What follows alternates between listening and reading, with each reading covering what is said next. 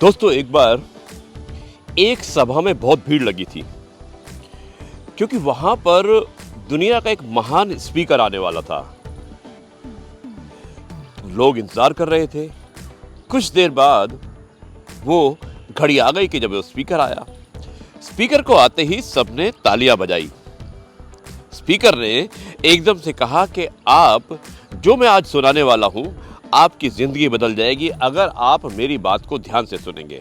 और उसके बाद तुरंत ही स्पीकर ने अपनी जेब से एक 500 रुपए का नोट निकाला, उसे ऊपर किया हाथ को और उसने कहा कि किस किस को ये 500 रुपए का नोट चाहिए। जिसे भी चाहिए हाथ खड़ा कर दीजिए, मैं आप में से किसी एक को 500 रुपए का नोट दूंगा। इतना सुनते ही सबने अपने हाथ खड़े कर दिए। उसके बाद उसने कहा कि 2 मिनट रुकिए, मैं दोबारा से आपके पास इस 500 रुपए के नोट को लेकर आता हूं। और दोस्तों, उसने उस 500 रुपए के नोट को अपनी मुट्ठी में लिया। मुट्ठी में पूरी तरह से उसने कुचल दिया, मचल दिया।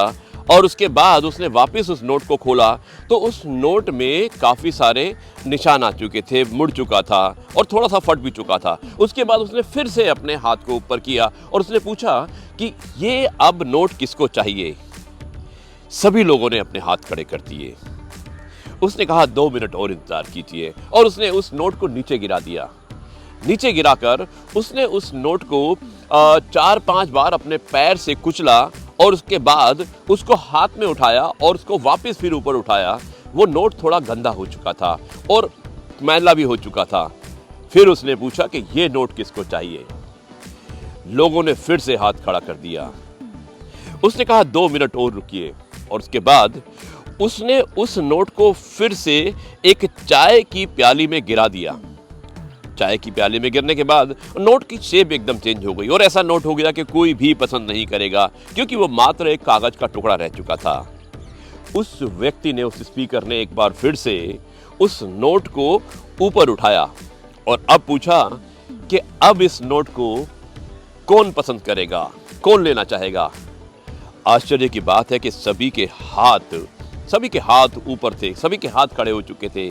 सभी ने कहा कि हम इस नोट को लेना चाहेंगे। दोस्तों, आप याद रखिएगा कि जो हालात होते हैं, कुछ हालात हमारे भी ऐसे ही हैं, लेकिन हमने देखा कि जो नोट है वो किसी भी शेप में आने के बाद, किसी भी हालात में, क्योंकि वो नोट था, उसकी वैल्यू खत्म नहीं होती है।